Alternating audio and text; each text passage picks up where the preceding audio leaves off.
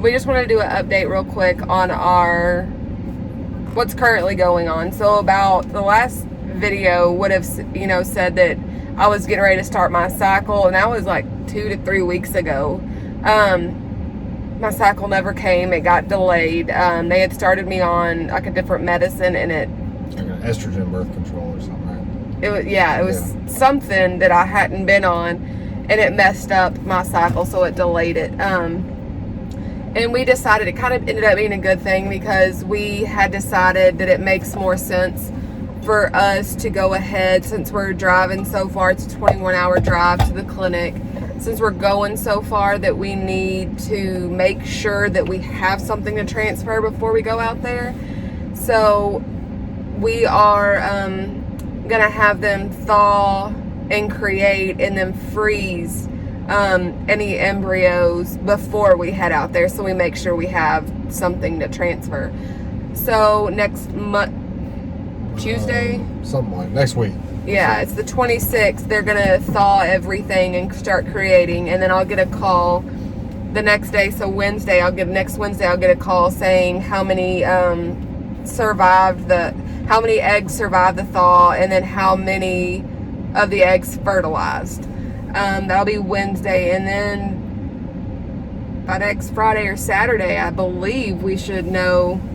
Yeah, how many embryos? Yeah. How many we got. But we told them this time we want them to go to day 5, because we did day 3 last time and it didn't end up too well. Success with that. Yeah, so we want to let them go to day 5 this time, and that gives us also time, because we're throwing around the idea of PGS testing. I just want to know, for me, the benefit of PGS testing is to know the gender, because the shopping list. Yes, I like shopping. So that's my favorite thing to shop for. It's baby items. So I want to know, like, say we get lucky enough to end up with 6 embryos. We have 8 eggs, so we get 6 embryos, and it's 3 boys, 3 girls. I mean, it could very well be all one gender, but if we get lucky enough to have both genders, then I would prefer to transfer like 2 girls. That way, if only one implants, we know what it is from the start, so that's kind of where we're at. We just didn't want to risk driving out there and wasting all the medicine and all the time and money. Being a day into a drive and getting a call that none of them made it. Yeah, and or essentially turning around. Or them all making it until day 5, and then when they check them on day 5, we're supposed to be in a few hours later for a transfer, only for there to be nothing to transfer. Right. So we just figured it was better to do it this way. Go to day 5 and then freeze them, and then we'll do it on a scheduled transfer. Yeah. So that's kind of, I know the last video was we were getting ready like that week or the next week to start my monitoring, but things changed, so just a few weeks setback. Yeah, but so it looks like we will be, I am on birth control now, to where they will have me, I can stop it as soon as we know we have something to transfer.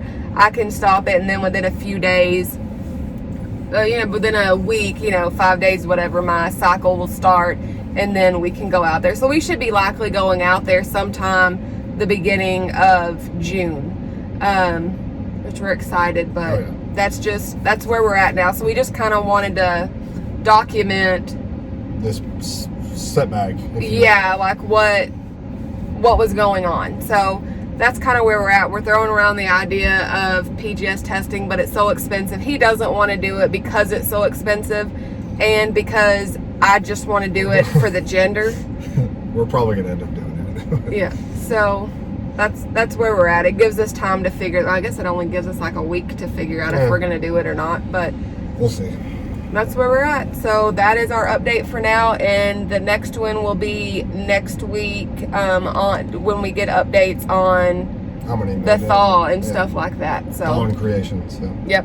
So we'll see you then.